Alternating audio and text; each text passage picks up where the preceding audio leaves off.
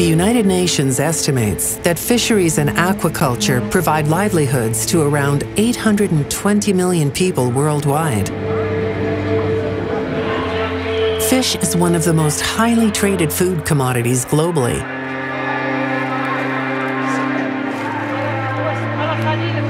The UN also reports that the percentage of stocks fished at biologically unsustainable levels has increased from 10% in 1974 to 34% in 2017. Climate change has fish on the move, creating an uncertain future for millions of people who depend on fish for protein and jobs. We need to transition to sustainable fishing and aquaculture that benefit people and the ocean alike.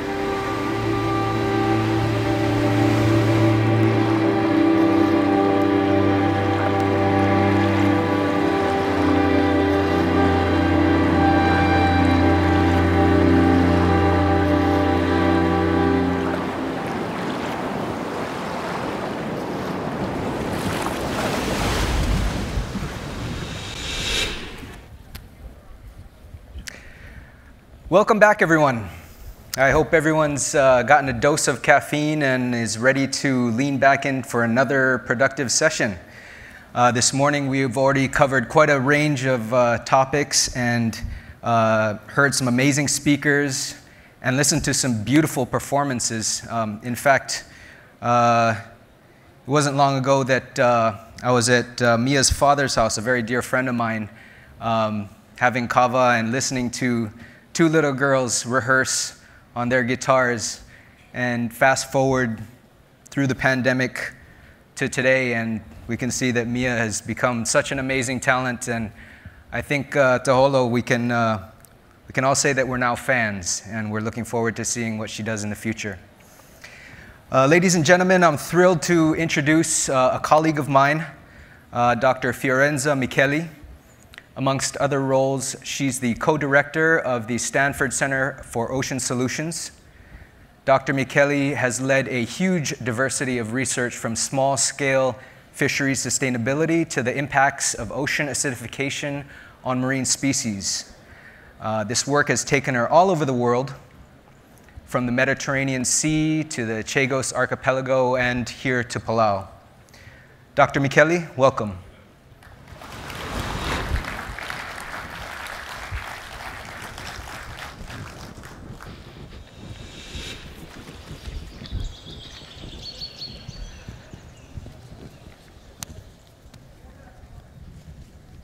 Good morning, everyone. Ali, what an amazing, inspiring opening of our ocean.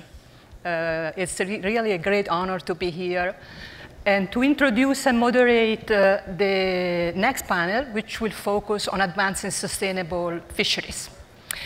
So it is my great pleasure to introduce the speaker, Ann Singeo, Inda Ruffiati, Jennifer Dianto Kemmerly,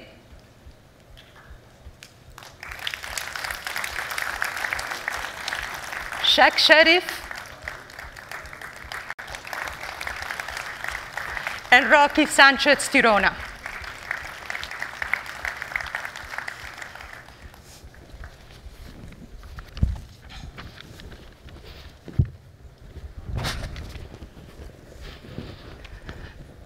So over the past 2 years, growing attention to blue foods has been a powerful reminder for all of us that the sustainable production of food from the sea is not only important to healthy oceans, but also to human health, nutrition, livelihood, economies, justice, and most of the Sustainable Development Goals, in addition to SDG 14. Blue foods are central to healthy, sustainable, and equitable food systems. However, up to now, fisheries have not been at the center of the food agenda and action. And this is particularly true for the small-scale sector, small-scale actors that have been especially neglected. Small-scale actors are tremendously important in providing nutrition and livelihood all over the world. They employ 90% of the men and women in the fisheries and aquaculture sector, which supply chains offer jobs for over 800 million people, as we heard. They produce over half of the catch and over 2/3 of what is consumed by people around the world. And if managed well, they have great potential to have low environmental footprint, while at the same time providing for livelihood, nutrition, and advancing the inclusion of women and indigenous communities' rights. However, small-scale fisheries are facing a range of threats and challenges. Resources are overexploited, habitats are degraded, heat waves have disrupted production, and then the pandemic has disrupted the supply chain. And often, the small-scale actors don't have access to the resources that are needed and don't have a voice in governance and decision-making. And this is particularly true for indigenous communities and women in too many parts of the world still.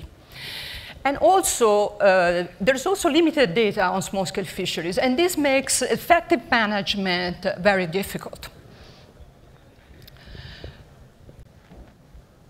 So going forward, there is an imperative to have initiatives and action that is focused on advancing sustainable fisheries and a vibrant small-scale sector within that.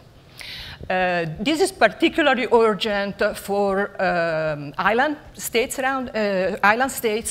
which are extraordinarily reliant on ocean and ocean resources, and also have an important role in leading action in conservation and ocean sustainability, and have strong connection with ocean resources, as we heard from panelists and speakers before us. So going forward, there's an opportunity to, and a need really, to support initiatives and partnerships that are focused on supporting ocean conservation across island nations to achieve the linked goals of biodiversity conservation, but also human health, livelihood, and also equity and justice, as well as food and nutrition. So it is my absolute pleasure to introduce our speakers today. They each will highlight the challenges, opportunities, and solutions for advancing a sustainable fisheries sector. And I'm very pleased to call to the stage our first speakers, Anne Singio, who's Executive Director of a Beach Society here in Palau. Anne, the floor is yours.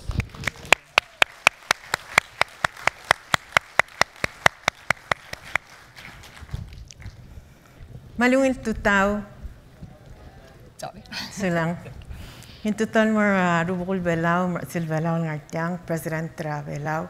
Mamil rubul other belau nos amil mertiang yakuk all mga kartel silselwakong adu. Good morning, ladies and gentlemen. My name is Anne Singeo from a local NGO located in the northern reefs of Palau. Today I'll be telling you a story about women fishers of Palau. And the story is not unusual to the rest of the Pacific Island region. Palau women fishery is an old tradition of gathering and gleaning invertebrates in mangroves and shallow areas of seagrass. This is a traditional fishery similar to those in other Pacific islands, where women would gather at low tides to share food, stories, and bring home enough to feed their families. Today, Palauan women dominate the informal market by 75%, with 32% relying on their sales as primary source of income. But this fishery faces threats of serial depletion and potential elimination. This is the result of inequity in support and development for women fishers, with limited management and protection for sustainability, based on the assumption that fishery only belongs to men. The sea cucumber fishery faced its most devastating impact from the seafood trade in 2011, when 88% of the wild stock was depleted. Male fishers were the dominant beneficiaries of this trade, as women lacked the motorboats or ability to harvest at the rate demanded of the trade. But in the end, women fishers pay the price, as their fishery is depleted 88%, and to this day has not recovered. Working with women fishers, and through the support of our friends from the Canadian government and Taiwan government, we work with women fishers and hatchery technicians at Palau Bureau of Fisheries, and we've initiated the sea cucumber restoration project. And at one treatment site, we've increased the wild stock from 5 individual species of sea cucumber to 540 individual species in an area 1,700 square meters in 6 months. A small sign of hope for the women fishers that someday their fishery just might be restored.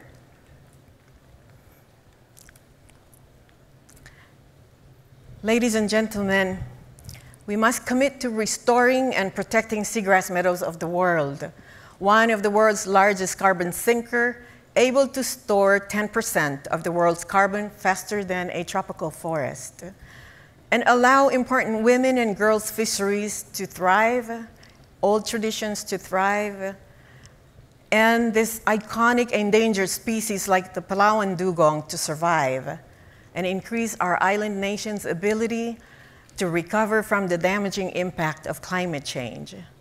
Because from this end of the community, the struggle has never been about money, but it's about ancient traditions, knowledge, passing it on to the next generation, making sure that we have fish on the table for our families. It is about the sacredness of the ocean. It is about balance.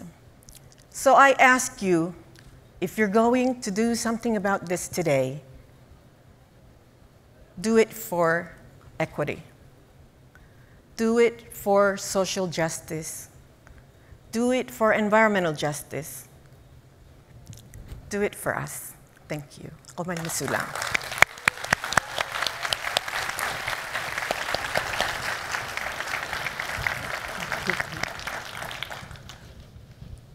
Thank you, Anne. The next speaker is Inda Ruffiati, who's fisheries lead at Pesisir Lestari and Blue Ventures.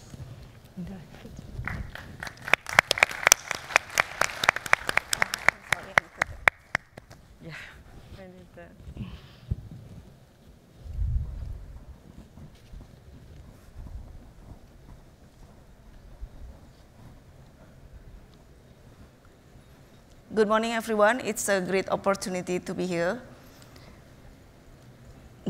As a child growing up in Java, one of the biggest islands in Indonesia, I used to love reading about the adventures of the famous 5 of Enid Blyton's books.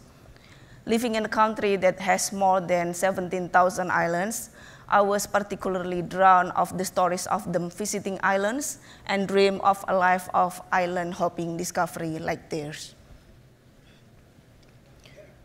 The sea makes up 70% of my country, yet when I was growing up, the attention was mostly towards the land rather than the sea. But I wanted to find a way to help my country understand our blue treasures and why we must protect it. So I decided to study marine and fishery science. It was not a popular subject, especially for female students. And people often ask why I was doing this, and if I wanted to be a fish seller, because this route might not lead to good jobs like studying medicine, law, or economics. My first adventure came at university with a research expedition with students from Japan. It was my first experience meeting global family lovers, global ocean lovers, and it was also my first time in overcoming fear. There was a place above the sail. It was so high. We were all scared to climb up, but the professor encouraged us to go up. telling us that we must be serious about the sea because it's beautiful, mysterious, and will teach us so many things. So I climbed it. When I go up, I remember feeling that I was no longer afraid of anything and that I could achieve anything that I want. After graduating, I joined a research trip in Maluku in a small island called Haruku. 1 week before we were due to leave, my friend told me that he could no longer go. I wondered whether a girl from Java could go and do this work alone. I felt the fear, but I did it anyway. I went quickly from being a stranger to being part of the community that treats me like family and now sings a song to me every time I go back to the island. In 2018, I worked with Blue Ventures, an NGO that supports community-led fisheries management and conservation. We empower the communities to collect data on fisheries and using the data for them to manage the natural resources so that it will be sustainable for generations to come. Climate change affects fisheries. It changes fish behavior, increasing sea temperature stress critical habitat like coral reefs. But I believe that the communities have the solutions. Participatory monitoring, where the communities collect the data on habitat, on their fishing activities, their income, empowers the community to engage in observing the trend and change in their fisheries and using the data to make informed decisions for fisheries management. I'm also an artist, and the sea inspires my paintings. As you can see, this is my paintings, and I'm never far away from the sea. At the moment, I also support communities in Philippines and Papua New Guinea because I want to be a leader beyond my country.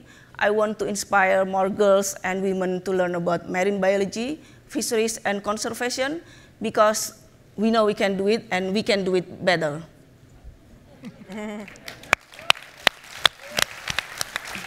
Across 17,000 islands of my country and far, far beyond, we need to make gender split more balanced because now it is mostly male voices. We need more girls and women to join the fight for marine protection. And I'm grateful that today I joined another dot in Palau to meet another extremely important ocean lovers community because together we can make conservation back home to the people who need it the most. Thank you. Thank you so much, Inda. Next is Jennifer Dianto-Kemmerly, who's Vice President of Global Ocean Initiatives at the Monterey Bay Aquarium. Thank you, Fio. Fio and I are neighbors. We were not too far away. I'm Jen. I'm from Monterey Bay Aquarium in California. And Monterey Bay Aquarium for 20 years has had a program called Seafood Watch. And we've been encouraging the development of a sustainable seafood movement throughout the United States and working with other colleagues throughout Europe and Japan, trying to create a drumbeat for businesses to make very public-facing commitments to source only from environmentally responsible and socially responsible fisheries and aquaculture. Now, how do we guide businesses on this journey? We have to rate the environmental and management performance of fisheries and aquaculture to help advise them along the way. The same information has been very informative for governments and industry to help identify where improvements can be made. So what I'm going to do with you today is I'm going to show you how we're doing with environmental performance according to our standard. However, I really want to speak to some unique challenges that we're finding, especially among those seafood commodity groups where the vast majority of production is from small-scale fisher and farmers, not industrialized or developed countries. So what you see right here is a chart of how much certifications and ratings programs globally, how much we've assessed. And of the 40% of global production that we've assessed against our environmentally based standards, you'll see that about 25% is green rated, highest level of performance. A big shout out to our kelp innovators here because half of that is kelp, seaweed. 5% eco-certified, 2% in the yellow. There are some concerns. About 9% red. That means there are significant environmental concerns or management concerns. We're going to come back to that in a minute, because that's where I want to talk to you a little bit about how partnership projects has really helped us accelerate change at scale. But I also want to point out there's a lot of gray. There's a lot of gray there that means we haven't assessed it yet. And we're predicting that a lot of that in the gray is due to a lack of available data for us to even understand the status of those fisheries and aquaculture operations. So that's also an important limiting factor that we want to be aware of. But let's talk a little bit about some projects that we started actually 3 years ago at this very conference. We launched a project with the Philippines to work on the blue swimming crab fishery in the Visayan Sea. Why? Because the vast majority of that blue swimming crab was coming into the US market. And it was, for that particular fishery, over 8,000 small fishers who had to come together and design improvements with the goal of improving stock assessment, collecting basic data, understanding how the fishing gear, the gill nets and the pots or traps, were impacting other species. We had to also work with governments to understand how we were going to build capacity with the local governance units so they could even begin to collect data. And we had to work with a diversity of supply chain actors to understand what voluntary measures could be done to help accelerate some improvements. So how did we do this? Well, co-design. It really was getting everyone at the table at the onset. And I'll speak to this more in a few more minutes. But I want to tell you that in just 3 years, we were able to do this. We were able to pull together the relevant partners, and now there is a science-based stock assessment. There is a research study that's informing better management on bycatch. There are GPS tracking pilots in place right now monitoring fishing activity, and the supply chain actors have voluntary measures to better regulate the fishery. And right now, the government of the Philippines has a new crab management plan that sets a very clear expectation that social equity has to be baked in to projects and ordinances at the onset, not as an afterthought. All the quotes that you're going to see in my slides today are from the project partners on the ground. They're not from me, they're not from some NGO, they're not from the business sector. They're from the local fishers and farmers who understand the challenges of bringing back all these stakeholder groups together. Okay? So this model of bringing together at the beginning the fishers or fish farmers, the local governments, the national governments, and the supply chain actors, this is not a new model. This is stakeholder engagement 101, if you will. And this is another project that we've done in the aquaculture sector that really showed us the innovation, the opportunity here. Because a few years ago at another ocean conference, a company in Vietnam that farms a lot of shrimp named Minh Phu, they made a commitment to improve 20,000 of their shrimp farms to come out of the red rating and into the green and the yellow. Again, how are we going to do this? 20,000 shrimp farms. So they worked very quickly with pulling together local stakeholders, building capacity with the supply chain actors, getting the government involved, working with local community groups and fishers and civil society. All these groups had to come together at the table. But there's one piece that's consistent between the Philippines example and this one, and that it's we have to leverage innovation and partnership to make collecting data easier, and we have to get all the right players at the table, and when they're at the table, they need to articulate the value they need to see to stay engaged. So I think there's promise, Fio, and what we can achieve together. Thank you so much, Jennifer. Sorry. Thank you very much. So I'm very happy to introduce the next speaker, Sheikh Sharif from the National Fisheries and Aquaculture Authority in Liberia. Thank you very much.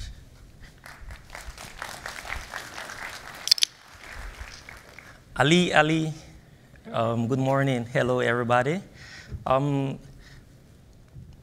Fisheries management ensure the integrity of the marine environment and the livelihood that depend on them remain stable. My name is Sheikh Sharif. I'm from Liberia, a small West African state that has been living effective fisheries management for the past 7 to 10 years. Well, I'm going to be talking a bit about my experience with the West Africa Fisheries Project and data collected over the years from the 9 participating countries. We all know that over 80 million tons of fish is being harvested annually, and 33% of those are overfished and 67% are overexploited. Now, Mauritanian, sorry, that's the French spelling for Mauritanian. If you see the chart out here, there's a variability between the declared and estimated average, which is around 13,000 tons. And the 13,000 tons, if you look at the average of the industrial demersal trawl catch estimates, that average, versus what has been declared by these vessels fishing, comes up to around 13,000 tons. And that is a serious variability and disparity when it comes to the fisheries. Now, Liberia has been leading sustainable fisheries management, and looking at the number of industrial trawlers licensed in 2017, which has been reduced now to 6, there has been an issue about the stringent measures that have been put in place, policy regulations, legislative framework, especially when it comes to eliminating or reducing IUU fishing activities. Now, due to the effective management region of Liberia, there has been some inconsistency, especially when it comes to other countries. For example, Ghana. Ghana has been spending around $200 million each year to show up for importation of fish. Because IUU fishing has also eliminated most of the fish sources. 10 years ago, the Ghanaian fishermen and the Ghanaian fisheries was quite more effective, was quite more prosperous. But unfortunately now, the Ghanaian president and the presidency or the members of parliament have been showing up $200 million plus to ensure that they close up the gap for ensuring that the importation of fish to ascertain the fisheries needs or the protein needs for the country. Now, for the West African sub-region, there are several trawlers that are actually employed into the system.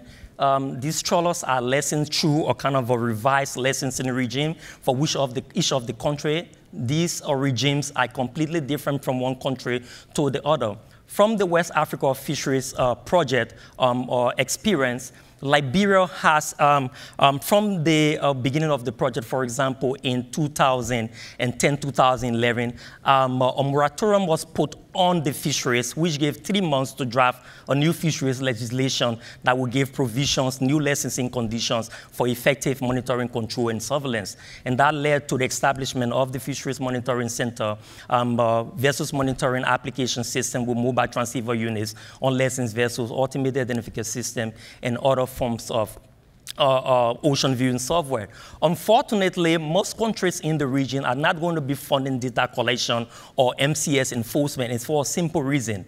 Most of the agents for these foreign vessels or foreign trawlers are members of parliaments, which is a huge influence, especially when it comes to pocketing money for the fisheries. So these are the different types of trawlers, the stern trawlers, which are the back trawlers, or these side trawlers that are employed into the fisheries. It is not about them being employed into the fisheries, how many of them, and whether they are legal, yes, of course, but they are unreported and unregulated.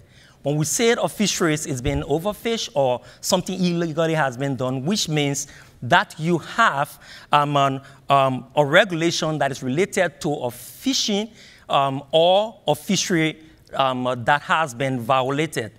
Now, this is just a very a snapshot about the different types of vessels. The percentage there are vessels that are Asian origin, whether from South Korea, whether from China. So there are huge presence of the Asian vessels, the distant water fleets. You have industrial tuna vessels that are part of in the region. You have 67 tuna personers, 85 longliners, and 26 pool and line. Now, evidence of overfishing.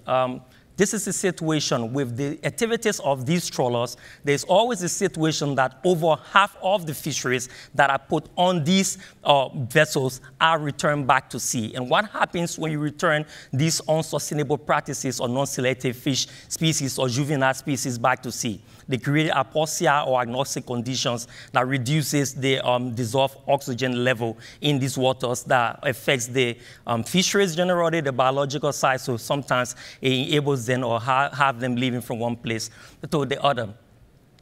So I'm going to skip. So this is the white in the bracket, those are the number of canoes, and you have the yellow in the different maps, those are the number of production. So artisanal estimates is approximately 960,000 tons, and that is, for the last couple of years from experience with the project.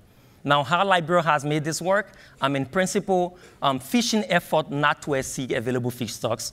So Liberia has been very successful in making this happen. They were able to generate around $6.3 million from illegal fishing of different kinds. And now what they are principally set on your annual lesson fee, you have to determine or estimate that, and you are going to be paying 10% upfront of that.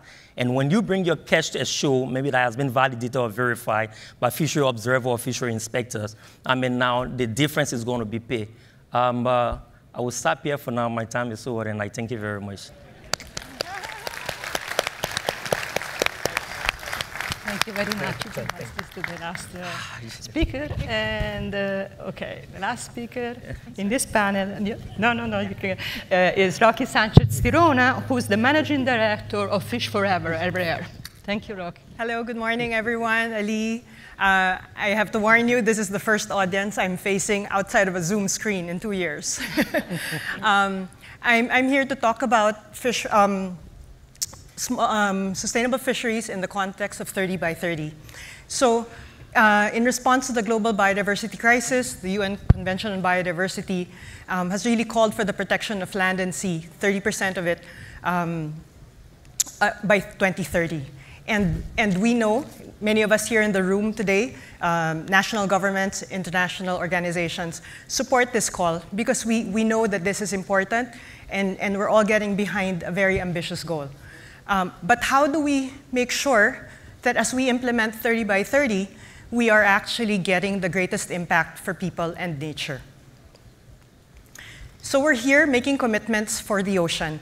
We know that a healthy ocean is actually going to be critical for food, for livelihoods, and for the ability of communities to adapt to climate change. And we know also that many of these communities are the least responsible for climate change in the first place.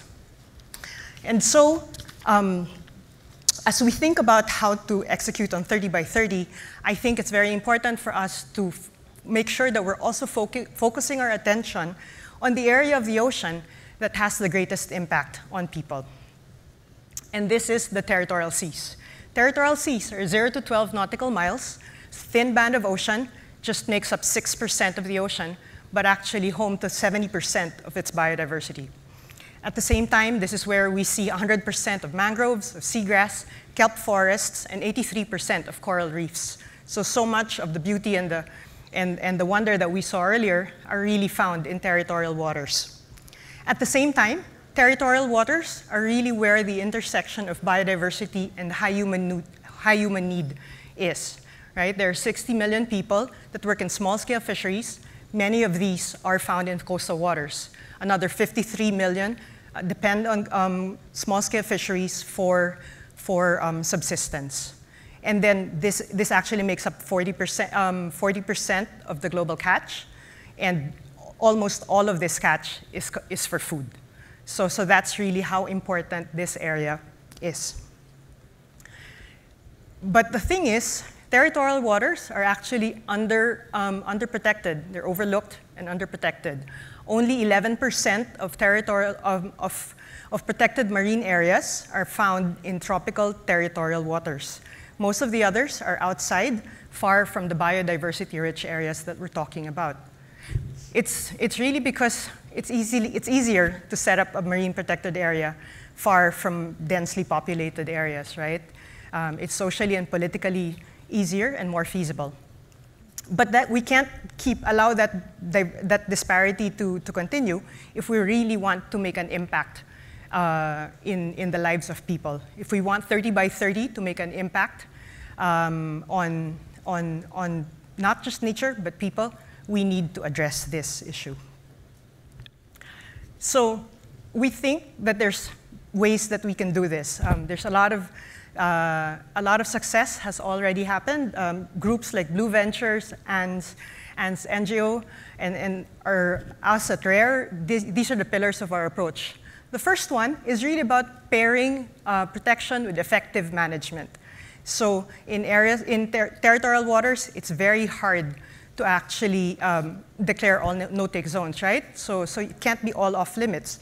But if you have protected areas that are off limits to fishing, and then they're surrounded by areas where it's managed and fishing is done sustainably, you actually can make sure that it's the communities and the indigenous community and the indigenous fishers that are around that area that benefit from the conservation. This video shows a community in Mozambique where they established their first community managed access and reserve area and set up the buoys. And as you can see from their action, we're pretty sure they're going to be able to make this work. And then another piece is really bigger is not always better. Sometimes smaller networks of smaller reserves put together can actually yield better results, and they're actually more acceptable for the community. If you do it properly with the right data, you can actually get fish recovery for your populations. And then lastly, we have to elevate the roles of communities and local governments in this story. We have to devolve the authority to these communities because they're scattered all over. There are hundreds and thousands of them. So we need to be able to give them the authority, the tools, and the data so that they can actually do good decision making. So finally, thank you very much. This is, as we push towards 30 by 30, we need to make a concerted effort to really focus some of the funding that we have towards these very important waters, the territorial waters. Thank you. Thank you.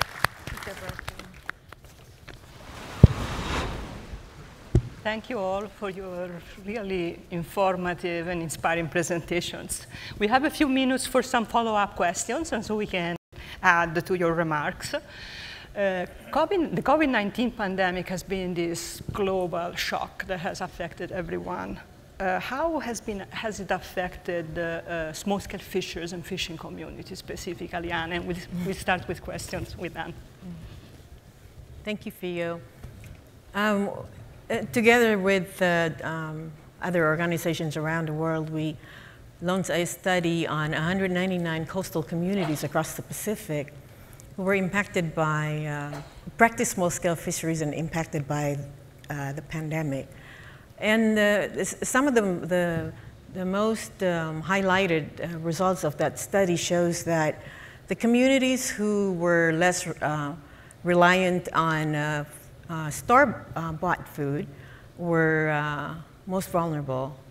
But the communities who relied on their oceans and traditional food systems were more resilient. But one of the most beautiful outcome of that study showed how important traditional food systems of food sharing, of giving food to the vulnerable populations in your community goes a long way and became the most practiced part of our culture across all of those 199 coastal communities of the Pacific. And I think that brings forth a very important concept and should be a recommended solutions at looking at those traditional food systems, reviving them if we are going to be have food sovereignty and be secured in our way of life in the Pacific.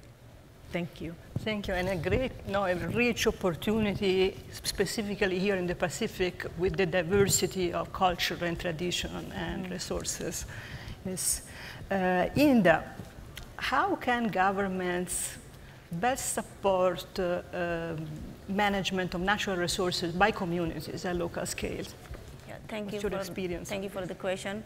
I can give you an example from Indonesia. So in Maluku, there is a system called SASI. So SASI is a set of customary laws to manage natural resource, and it has been practiced by the communities for centuries. And the government has a legal framework which recognizes the rights of the customary communities to manage their natural resources. So combining governmental policy with customary laws empowers community and also will support more effective natural resources management. Thank you. Thank you very much. Jennifer, in your remarks, you have highlighted the need and opportunity to promote sustainability across entire supply chains. Yeah. So my question is, what are some obstacles, perhaps, or some challenges that might prevent this improvement? Yeah, I mean, with the partnership approach in general, if there's not a persistent market demand and expectation for sustainability, I feel like the whole thing could just collapse like a house of cards. That has to be there. And to really sustain engagement, if all of the stakeholders are not getting some sort of value from the partnership, that also could undermine progress or just make it be a blip on the screen and not something that continues in perpetuity. And that value has to go all the way back down to the small scale fisher or farmer, and the capacity building has to happen at that local government level and with the supply chain. That's a critical piece. But now if we blow this up to sustainability with fisheries and aquaculture in general, if we do not address issues like IUU, if we do not create climate resilient oceans and fisheries, if in the aquaculture sector we aren't paying attention to antibiotic use as that sector grows rapidly, we're setting us up for real big problems at a grand scale. So today's panel was really about what we can do with local fishing communities and projects, but we also have to look holistically and tackle all of this at once. That will have to require partnerships, partnerships, partnerships. We've heard the buzz term, get out of our silos, work across agencies. I'm so pleased to see so many different agency groups within governments here today, and the private sector and philanthropy, because it's going to take all of us to do this together. Thank you, Fio. So much. Sheikh, this is an opportunity to expand on, exactly. I'm sorry I had to cut you short, but what has been the role of Liberia in promoting more effective fisheries management in the West African region? Well, I mean, first of all was the banning of industrial trawlers. When Liberia got the first support from the World Bank through the GEF and IDA, they had a moratorium put on the fisheries, and that ensured that they had the right legal framework in place, for example, of fisheries or regulations and the Drive Act that will have provisions for licensing, but also for fisheries enforcement when it comes to monitoring, control, and surveillance. And because Liberia, since the 50s, 1956, I mean, there was this natural resource law that governed the fisheries and other marine protected areas and resources. So the project intervention created a space to have this drafted. And next to that was the establishment of the state-of-the-art Fisheries Monitoring Center that had ocean viewing softwares, for example, the vessel monitoring system, that also a condition for licensing for these vessels before you are given a license, besides the inspections and the rest of the list, the standard operating procedures. You should have a vessel monitoring system on the vessel. And to do that, you should have something you call the mobile transceiver unit that will have the Fisheries Monitoring Center staff to get access to the vessel, the movement, so it tells the staff what the vessel is doing, whether it's bunkering, whether it's transshipment at sea, and transshipment at sea under the laws of Liberia is illegal. You have to come back to declare your catch and you seek approval. And another thing is also, the center has an automated identification system. It's a kind of a satellite technology, also like the VMS, but that provide access to vessel locations, identity, and other specifications for vessels above 299 gross tonnage. But most interestingly, what Liberia did, which is different from the rest of the country in the region, is the establishment of the Monitoring, Control, and Surveillance Coordination Center. And that center makes provision for all relevant stakeholders in the maritime domain to have what you call kind of an MOU for that space. Fisheries management, it is not about the institutions, about the fish, or the fish there. The fish can take care of themselves. They have been doing that for millions of years. It's the people. How to manage the people that fish. So the MOU provides the right to the lead institutions to sign, the head of these institutions to commit. But in addition to that, there is the most interesting part, to have an administrative and operational framework that will identify rules and responsibilities of all of the relevant players so that there shouldn't be any overlap of functions or conflict, which is very, very essential, because when you are going out at sea for fisheries, boarding or enforcement, you have something you call a boarding party.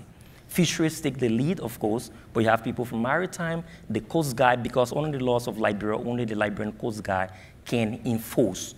So all of the stakeholders, when you bring the vessel back, then fisheries will work with the Ministry of Justice to say, okay, yeah, these are according to or consistent with the regulation, then the Justice Ministry take it. So the National Port Authority, the Liberia Immigration Services, I mean, because different nationalities, so it's a whole range of different things. But Liberia got, Liberia was able to generate over $6.3 million from illegal fishing between 2011 and 2013.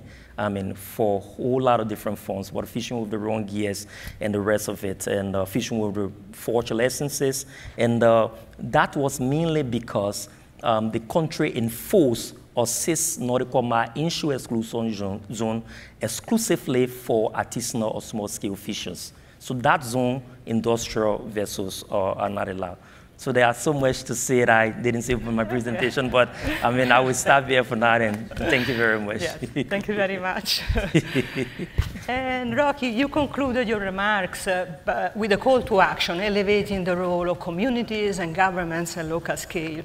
What does success look like? What does this look like on the ground when it works? Right. So I think when we're able to give communities and local governments the right information and knowledge, and we're able to bring both marine and social science to a place where they can actually use it and adapt it to their own context, and then they make their own decisions and really adaptively manage it as the conditions need. They get really good at even tapping resources from national government agencies. They're able to understand what they need each year and then build that in. So I think over time, they really own it, and that really becomes, that they make sure that it succeeds and it works and it's theirs and we can get out. Yeah. So please join me in a round of applause in thanking the speakers on these panels.